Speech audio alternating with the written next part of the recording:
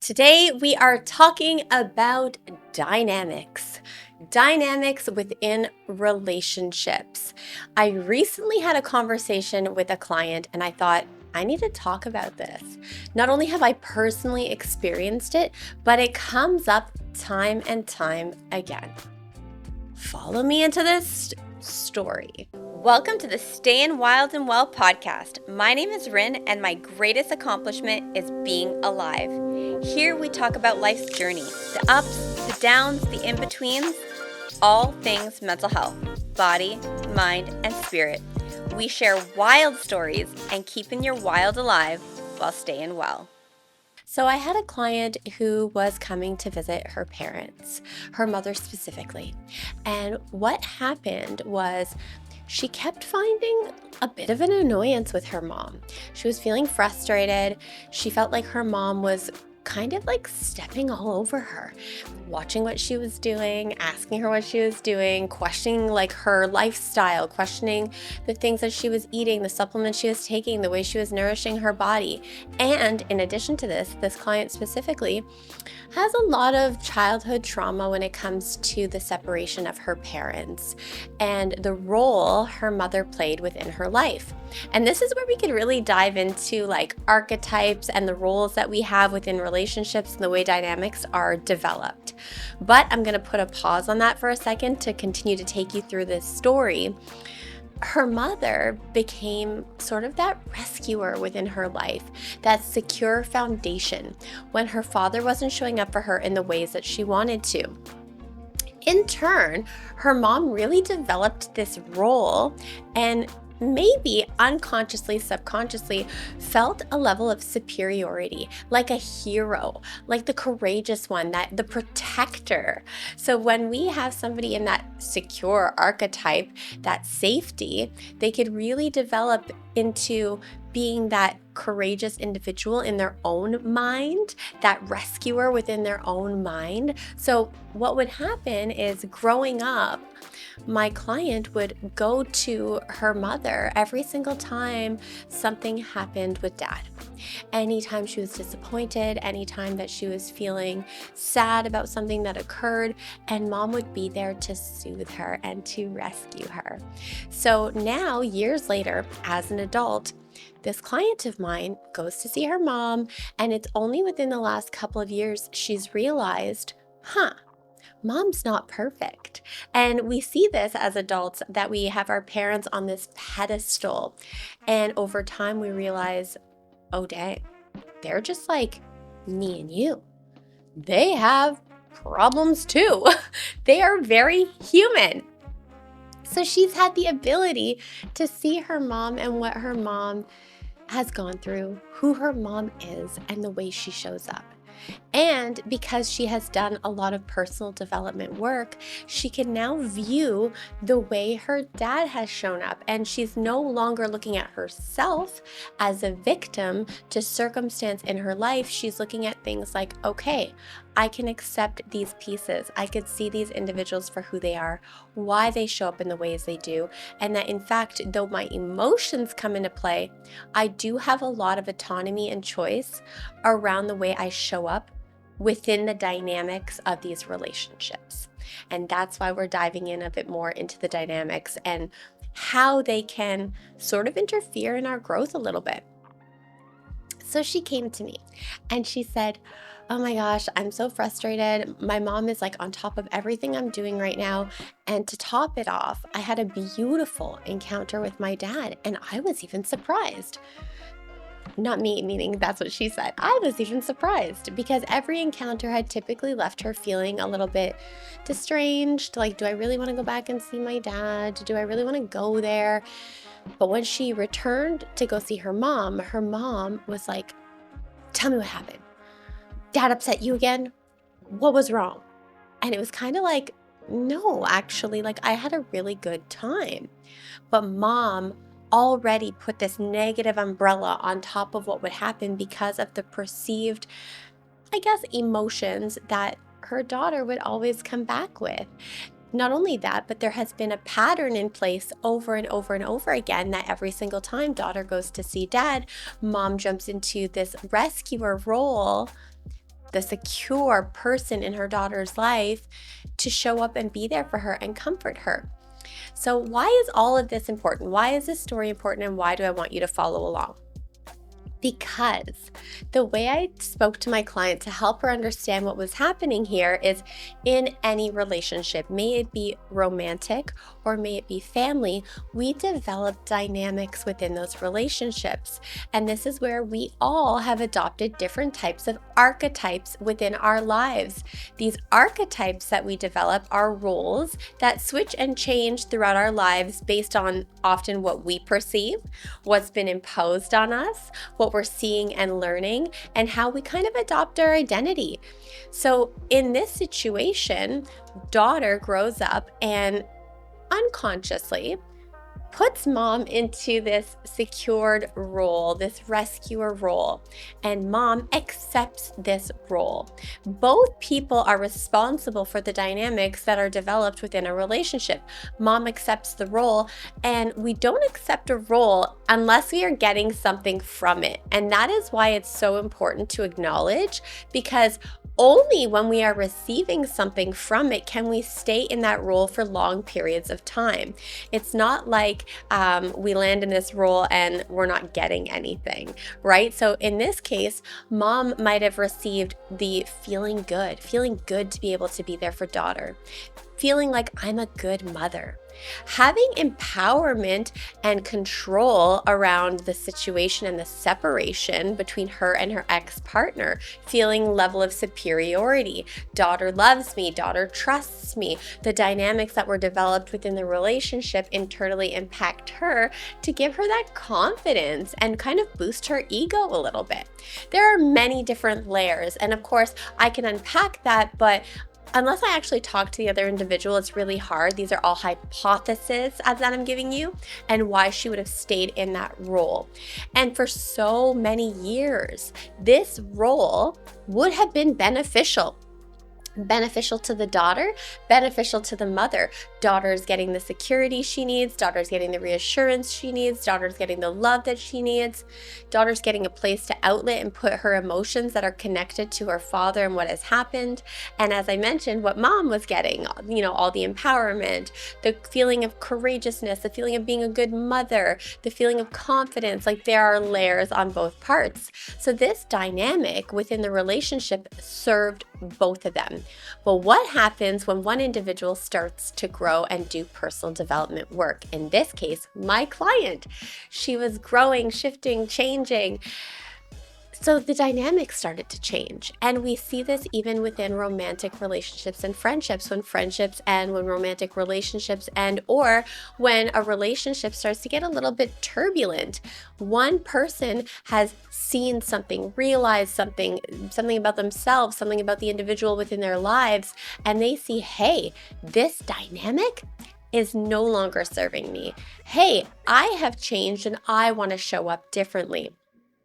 Why? Why can this be a challenge? Because if the other person hasn't met you on that plane, on that level, they are not going to be able to easily start to shift and change the relationship. The relationship really struggles to grow. So in this case, I was talking to the client and saying, well, it's because you changed and this is beautiful. And I was praising my client because all the years of work and the work that we've done together and the deep diving we have done have framed so much of her reality and the way that she has changed and the way she sees things and the way she's matured, in addition to her own personal experience and the work that she does outside of session and the integration that she has done. So in one sense, it's like amazing. But she also felt so much grief because she was starting to feel like there was some distance growing in between her and her mother, because the frustration she would feel and the way she would snap at her mom. But really, I was inviting her to have some softness and to see that her mom doesn't know that the dynamics have changed. So this is where, okay, we can start to have conversations with the person in our lives, letting them know what they see. Example, hey mom, like, I know that this is the role that you've always played in my life, but I've really come to accept the way dad is. I've really come to accept the relationship. I have really learned how to regulate my own emotions, so maybe I don't need to go to you as frequently as I used to. Again, this takes time, this takes massaging, this takes fostering. It's not always easy to have those conversations. In addition to that, we can find that the other person is holding on because, as I mentioned, when dynamics have served us in some sort of way, why would we want to let them go? We're now letting go of a piece of our identity that was connected to the relationship we had. We're now letting go a piece of what has fed us emotionally, spiritually, mentally, physically, whether that be the courage, whether that be feeling of a wholeness, of being a good mother.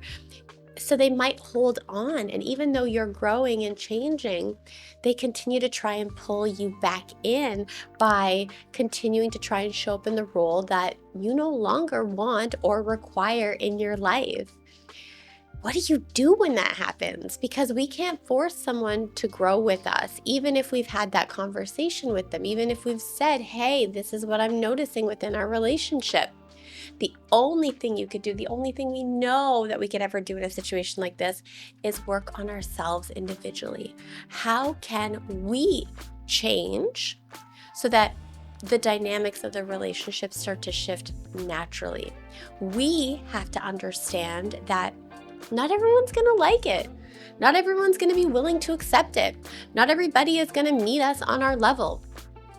And most people are going to hold on to that relationship. So we have to be willing to understand that as we change, it's going to upset people. We have to choose to not engage in the arguments when we're feeling triggered, to say less and maybe hear more, to hold boundaries, to start to shift. Maybe instead of answering a phone call every single day, you're starting to separate yourself a little bit. So this is why I share dynamics, because it doesn't just pertain to one specific person in your life. It pertains to so many other individuals. And sometimes we think like, oh my God, my relationship is falling apart. Oh my God, this friendship is no longer working out. It doesn't always mean it's the end. It might be the end of a dynamic, the end of a cycle.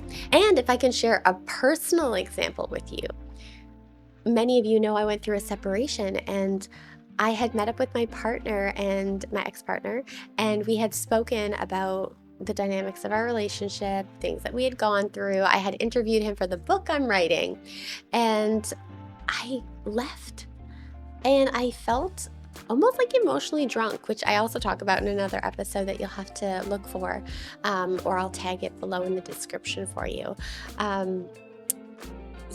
Like I left feeling like I was the one who ruined the relationship, and that the health issues I had gone through and everything that happened was my fault. And I kind of had him on this pedestal. And just for reference, in our relationship, I also had placed him in the role of my savior.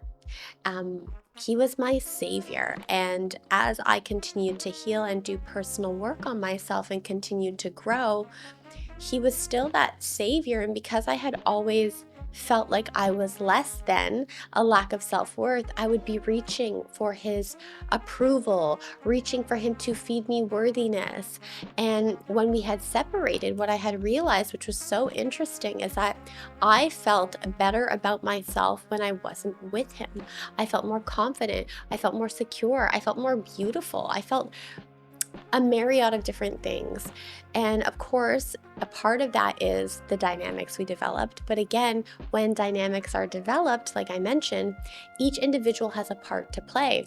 My partner had been emotionally unavailable based on his childhood, his upbringing, the person he had developed himself into over the course of the years. And then, of course, things that had occurred in our relationship. Like there are pieces that we carry along with us that develop, that end up adding to the development of who we are. So constantly reaching and reaching. And so when I left, I felt like, oh my God, I ruined this relationship. And I had interviewed him for my book, and I had written all these things, and in what I wrote, I remember like feeling so good about the piece of writing, and it all makes sense. And then I went back home and I read it to my brother, and my brother had been like, no. And I'm like, what do you mean? What do you think? Isn't this writing so good? I was so proud of the depth that I put into it. And my brother's like, this is all wrong. You're not seeing the other side of the picture. You're painting him as like this king again. And I'm like, what do you know? What are you talking about? I took a minute to think it through, obviously, but it still didn't feel like my reality. And I went to bed, and then the next day, emotionally hungover. I was emotionally drunk when I wrote this, feeling all kinds of emotions and intensity. I was feeling a little bit emotionally hungover. I was exhausted. I wasn't myself. And then when I became emotionally sober, I realized, oh my God, everything I had written. And I was like, oh my God, how I felt. It's a good thing that we're still not together. It is a good thing that we are apart. Because no matter how hard I try, no matter how hard he tries, we immediately fall back into the roles and the dynamics within the relationship that we had. Now, could we work on it? Absolutely. But it takes more than one person. It takes two people to see that the dynamics within the relationship aren't healthy. It takes two people to fully admit and be able to see that they played a role within the relationship. If one individual does not want to see that they played a role and think that it was the other person or blaming or XYZ, the dynamics cannot change.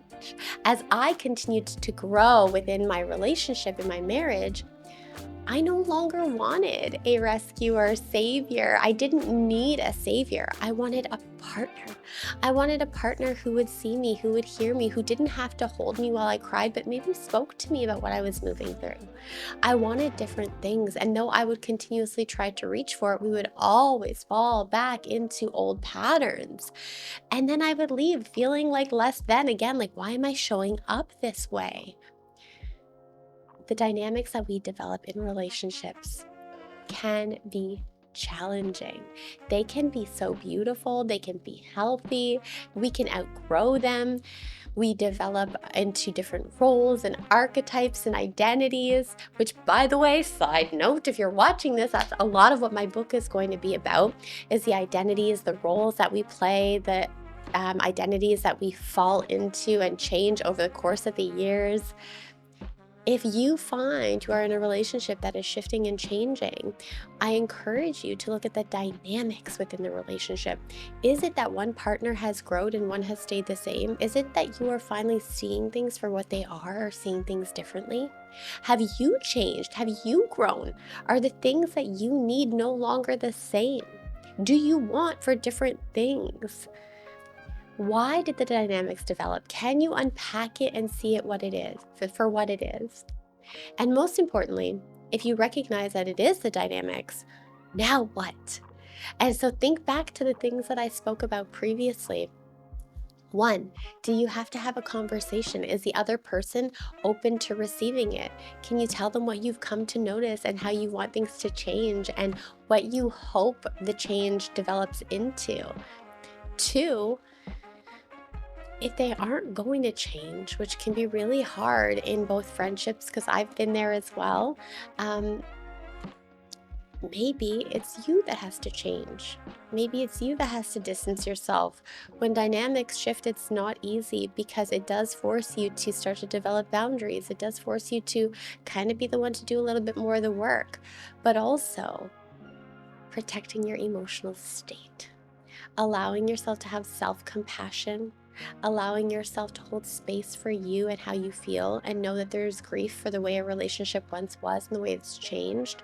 But to know as you continue to move into this authentic version of you that feels true to you based on who you have come to be, your evolution, things are going to start to feel a lot better. You're not going to feel pressured. You're not going to feel tight to hold on to the way things once were.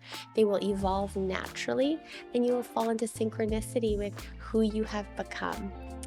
Dynamics changing is not a bad thing. It means growth. It means evolution. And if you are moving through it, congratulations.